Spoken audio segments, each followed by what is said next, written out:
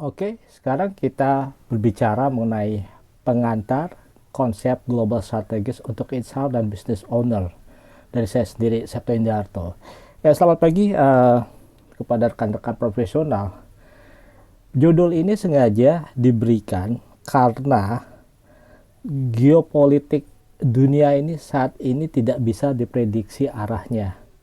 Karena banyak sekali aktor yang bermain. Saat ini yang bermain bukan hanya aktor negara, tetapi juga aktor-aktor individu yang jauh lebih sulit diprediksi, tetapi mempunyai daya rusak yang lebih daripada daya jangkau sebuah negara.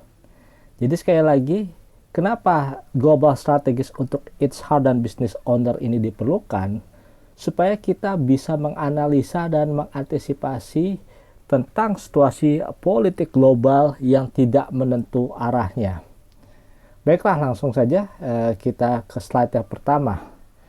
Pertanyaannya sangat sederhana. Kenapa global strategis harus dipelajari? Jadi, kok kita harus ngerti tentang geopolitik internasional? Jadi perkembangan dunia yang begitu cepat membuat kita harus menyikapi perubahan yang begitu cepat dunia politik internasional, ekonomi internasional, bisnis internasional, keamanan internasional yang menyebabkan perubahan yang luar biasa kepada mobilitas kita dalam beraktivitas di dalam dan di luar ruangan. Jadi sekali lagi saya akan ulangi bahwa pengertian ini mencakup ketika dunia politik menjadi tidak menentu arahnya, ini akan menyebabkan perubahan yang begitu cepat di dunia politik internasional, ekonomi internasional, bisnis internasional, keamanan internasional.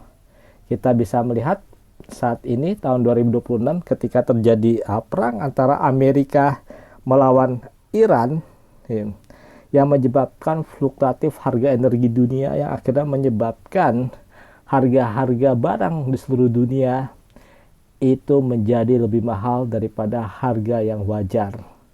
Karena kenapa? Hal ini dikarenakan apa yang terjadi dalam perang tersebut, baik Amerika dan Iran, mereka bertempur dalam sebuah lalu lintas internasional yang disebut dengan Selat Hormuz, yang merupakan salah satu urat nadi perdagangan energi internasional. Nah, ini yang harus kita pahami. Kemudian saya ingin mengatakan bahwa kejadian dari global strategis ini secara langsung menciptakan perubahan-perubahan yang tidak pernah kita sangka. Jadi dalam definisi kedua, secara langsung perubahan-perubahan tersebut harus kita pahami tujuannya supaya kita bisa membuat perencanaan untuk menghindari risiko yang akan terjadi. Jadi kita belajar global strategis atau geopolitik global itu kita harus memahami tujuannya supaya kita bisa membuat perencanaan untuk menghindari risiko yang akan terjadi. Jika kita tidak paham dengan tujuannya dan kita tidak bisa membuat perencanaan, maka itu akan menjadi bumerang yang akan menghajar habis-habisan bisnis kita, saking kita tidak tahu dari tujuan dari perubahan-perubahan yang sedang terjadi dan diciptakan oleh aktor-aktor global, baik negara maupun individu. Definisi global strategis di dalam ilmu politik nasional, global strategis didefinisikan sebagai kemampuan seorang pemimpin dalam memahami perubahan-perubahan secara global di berbagai bidang, yaitu bidang politik, bidang ekonomi, bidang budaya, bidang teknologi, bidang bisnis yang mempengaruhi sebuah negara, dan kemampuan sebuah negara dalam merespon perubahan tersebut untuk mempertahankan kepentingan nasionalnya. Jadi saya akan ulangi, definisi dari global strategis adalah di dalam ilmu politik internasional, global strategis didefinisikan mempunyai kemampuan seorang pemimpin dalam memahami perubahan-perubahan secara global di berbagai bidang, yaitu bidang politik, bidang ekonomi, bidang budaya, bidang teknologi, bidang bisnis yang mempengaruhi sebuah negara, dan kemampuan negara dalam merespon perubahan tersebut untuk mempertahankan kepentingan nasionalnya. Jadi hal ini yang kita akan pertahankan adalah kepentingan nasionalnya. Global strategis di bidang bisnis. Strategi global melibatkan pemikiran secara terpadu tentang semua aspek bisnis, yaitu mengenai pemasoknya, lokasi produksi, pasar, dan persaingannya. Ini melibatkan penilaian setiap produk atau layanan dari perspektif standar pasar domestik dan internasional.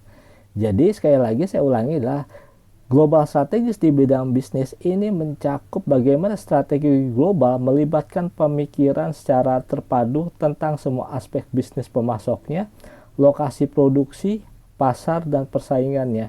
Ini melibatkan penilaian setiap produk atau layanan dari perspektif standar pasar domestik dan internasional. Contoh dari global strategis, strategi global ketika bisnis mendefinisikan satu merek global, membuat sedikit atau tidak adanya perubahan untuk pasar lain. Kita bisa melihat iPhone, MacBook, dan iPad Apple yang ramping adalah contohnya. Meskipun perangkat lunak dan keyboard mungkin dilokalkan atau dengan kata lain diproduksi di tiap-tiap negara, brand tetap menggunakan nama logo yang sama ketika Anda membeli produk tersebut. Jadi ketika kita berbicara tentang produk Apple yang sangat canggih dan ramping, itu komponennya banyak dibuat di berbagai negara untuk menciptakan rantai produksi. Tapi kita tetap mengatakan bahwa brand tersebut tetap dari Amerika. Ya, jadi ini kuatnya brand Apple dalam kekuatan market dunia. Jadi Apple sekarang ini bukan hanya sebuah brand, tetapi sudah menjadi sebuah gaya hidup. Apalagi penggemar fanatik Apple itu ada di tiap negara. Nah, tantangan dari global strategi saat ini, satu, perang regional seperti perang Ukraina-Rusia, ancaman serangan militer Cina ke Taiwan, serangan cyber yang semakin meningkat ke setiap negara yang merupakan bagian dari operasi intelijen, pandemi COVID-19 yang menyebar ke seluruh dunia, pemakaian AI dan robot untuk menjadi tenaga kerja untuk menggantikan peranan manusia, ancaman rudal nuklir hipersonik di kawasan Eropa, Asia, dan Amerika Serikat. Jadi 6 poin ini yang tadi saya sudah sebutkan, walaupun saya tidak menggunakan urutan nomor ya, seperti perang regional yang Ukraina-Rusia yang telah berlangsung lebih 2 tahun, pas itu ancaman serangan militer Cina ke Taiwan, pemakaian AI dan robot untuk menjadi tenaga kerja untuk menggantikan peranan manusia, ini merupakan salah satu topik dalam global strategis yang bisa menyebabkan perubahan di berbagai bidang, khususnya dalam bidang teknologi dan juga military security dan juga cyber security. Jadi efeknya ini bisa terjadi ke berbagai negara. Ini penting sekali ya untuk dipahami oleh rekan-rekan profesional. Nah, solusinya, hal ini harus disadari oleh para business owners dan juga para praktisi HR yang bekerja di perusahaan untuk menyiasati perubahan keadaan yang berubah sangat cepat sekali. Para business owners dan praktisi HR harus mampu merespon perubahan ini karena sangat cepat dan harus mempunyai kemampuan analisa untuk menyusun strategi-strategi baru yang mampu untuk menilai situasi. Jadi poinnya adalah praktisi HR yang bekerja di perusahaan harus melihat perubahan ini sebagai sebuah analisa politik yang bisa berdampak langsung kepada jalannya operasional perusahaan. Jadi ini kita tidak hanya bicara mengenai bagaimana merekrut pegawai, bagaimana memberikan gaji, kompensasi, dan lain-lain. Apa yang harus dilakukan oleh para praktisi HR maupun business owners ketika terjadi perang, terjadi pandemi baru dan lain-lain. Contoh dalam perang Ukraina-Rusia dan juga perang Amerika dan Iran yang terjadi, ya, yang jelas harga energi semakin naik dan itu membuat perusahaan mempunyai beban operasional Karena kenapa? Mereka harus membeli energi dalam jumlah besar dengan harga 2 kali lipat. Yang tentunya ini akan mengurangi keuntungan perusahaan, dan jika perusahaan tidak bisa bertahan, maka akan terjadi PHK massal. Nah, ini ada studi kasus dalam bab ini ya. Bagaimana kita melihat sebuah studi kasus ya. Jika perang meletus menggunakan senjata nuklir di Laut Cina Selatan, bagaimana bisnis owner dan insider departemen merespon kondisi tersebut? Ini sangat penting karena ini menyangkut perang kawasan yang tidak bisa kita duga, karena China daratan ini masih melihat bahwa Taiwan adalah provinsi yang membangkang. Walaupun Taiwan sudah sejak lama menjadi negara berdaulat. Jadi para pemimpin di China atau para elit politik di China mempunyai tujuan mempersatukan Taiwan dalam wilayah kekuasaannya. Kapan Taiwan akan bergabung dengan China itu juga tidak dipastikan ya, kapan akan bergabung, karena itu nanti menyangkut juga situasi politik global. Yang jelas China daratan ingin Taiwan bergabung dengan wilayah Cina daratan. Yang kedua, pandemi terus terjadi dengan berbagai penyebaran yang kompleks ya. Tentu setelah COVID-19 banyak pandemi-pandemi baru yang berhasil juga ditangani sejak awal. Nah, kita harus bertanya bagaimana para business owners dan HR department menyikapinya. Mereka harus membuat berbagai kebijakan ya, yang macam ya terencana ya, seperti rencana 1, rencana 2, rencana 3 untuk antisipasi. Ini sangat penting sekali. Ya, karena jika rencana 1 tidak bisa berhasil, maka harus dibuat rencana 2. Jika rencana 2 tidak berhasil, maka harus dibuat rencana 3. Karena ini merupakan antisipasi yang harus dibuat segera mungkin. Tanpa adanya rencana akan sangat sulit untuk menciptakan antisipasi sebagai jalan solusi ketika masalah itu terjadi. Walaupun solusi tersebut adalah solusi sementara yang tidak bisa diterapkan dalam jangka panjang. Nah, Perang Dunia Ketiga bukan lagi wacana berita di media, tetapi sudah menjadi kenyataan. Jadi Perang Dunia Ketiga terjadi seperti perang di kawasan Eropa antara Ukraina, Rusia, wilayah pas itu di Timur Tengah antara Iran melawan Amerika dan Israel. Itu sudah termasuk Perang Dunia Ketiga, walaupun skalanya mungkin tidak ada yang lama, ada yang tidak lama. Jadi Perang Dunia Ketiga ini saat ini lebih banyak mengenai perang tentang kepentingan bisnis, mengenai keuntungan bisnis dari berbagai bisnis, apakah bisnis farmasi, bisnis energi, ataupun bisnis artificial intelligence yang saat ini mulai menjadi sebuah kreativitas dalam bisnis di dalam dunia global. Jadi ketika ini telah bukan lagi menjadi wacana, tetapi sudah menjadi kenyataan, maka business owners dan juga HR department harus mampu menganalisanya. Tantangan yang dihadapi seperti Rusia saat ini adalah negara yang mengubah arah geopolitik dunia. Begitu juga Iran. Ada 3 kekuatan besar yang sedang bertarung secara besar-besaran. 3 kekuatan besar itu adalah Rusia, China, dan Amerika. Mereka bertarung secara brutal untuk menjadi yang terkuat di muka bumi. Jadi mereka tidak hanya menggunakan alat militer, tetapi alat bisnis dan lain-lain. Ini yang harus dipahami. Arah geoekonomi juga sedang dirubah permainannya oleh Rusia. Rusia diberi sanksi, tetapi yang akan kena dampaknya adalah negara-negara di seluruh dunia. Karena Rusia akan membatasi ekspor migas terutama ke Eropa Barat.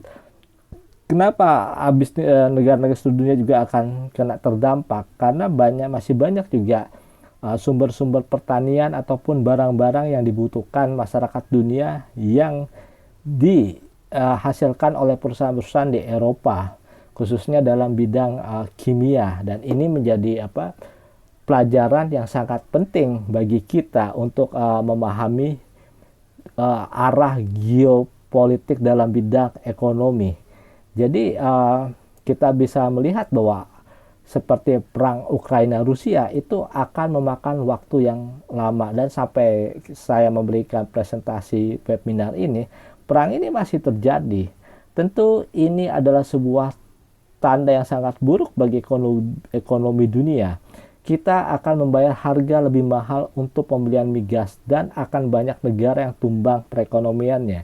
Jika sebuah negara tidak mempunyai fondasi ekonomi yang sangat kuat, maka negara tersebut bisa collapse. Artinya tidak bisa bertahan dalam menghadapi situasi global yang tidak menentu.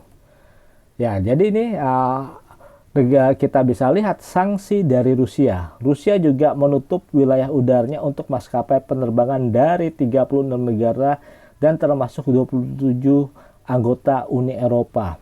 Hal ini jelas akan merugikan para penumpang pesawat karena harga tiket yang mahal. Hal ini disebabkan oleh maskapai penerbangan harus membuat jalur panjang dari rute normal. Selain itu, waktu tempuh perjalanan antar negara juga lebih panjang. Jika harga minyak terus-menerus melambung tinggi, maka biaya perjalanan akan mahal. Tentunya hal ini akan mempengaruhi minat untuk melakukan perjalanan panjang antar negara akibat harga tiket yang mahal. Sekali lagi kita lihat di sini adalah Rusia menutup wilayah udaranya untuk maskapai penerbangan dari 36 negara termasuk 27 anggota Uni Eropa, dan itu sudah jelas akan menciptakan harga perjalanan jarak jauh semakin mahal yang harusnya bisa melewati wilayah Rusia untuk menghemat perjalanan waktu, tetapi rute penerbangan harus diputar tidak melalui wilayah Rusia, maka rute penerbangan akan mempunyai jarak yang lebih jauh daripada sebelumnya. Nah, larangan penerbangan di atas wilayah Rusia tentu akan merugikan maskapai penerbangan dari berbagai negara. Kondisi industri penerbangan yang sama sekali belum pulih dan belum berjalan normal akibat pandemi akan mengalami pukulan kembali. Tentu larangan ini akan mengganggu rute Eropa ke Asia dan Asia ke Eropa. Para penumpang akan mengeluhkan harga tiket yang mahal dan waktu tempuh akan lebih jauh dan lebih lama. Untuk mengatasinya, maka rute-rute baru harus segera dibuat untuk menghindari kerugian yang lebih besar. Jadi ketika larangan penerbangan di atas wilayah Rusia seperti tadi telah dijelaskan, tentu akan merugikan maskapai penerbangan dari berbagai negara. Dan larangan ini akan mengganggu rute Eropa ke Asia dan Asia ke Eropa. Hasilnya adalah para penumpang akan mengeluhkan harga tiket yang mahal dan waktu tempuh akan lebih jauh dan lebih lama. Ini yang menjadi persoalan mendasar saat ini.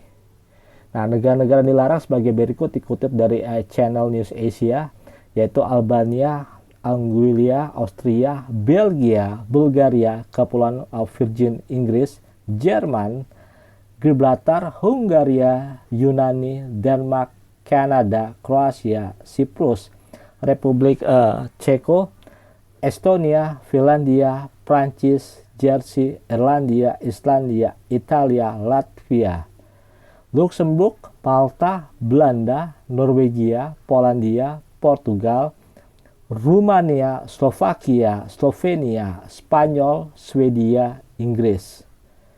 Nah, disinilah negara-negara tersebut secara tidak langsung ya mereka mempunyai hambatan dalam masuk wilayah Rusia dan akhirnya menyebabkan harga tiket dalam penerbangan internasional akan lebih mahal karena arahnya akan lebih panjang, dalam hal ini daya jelajahnya.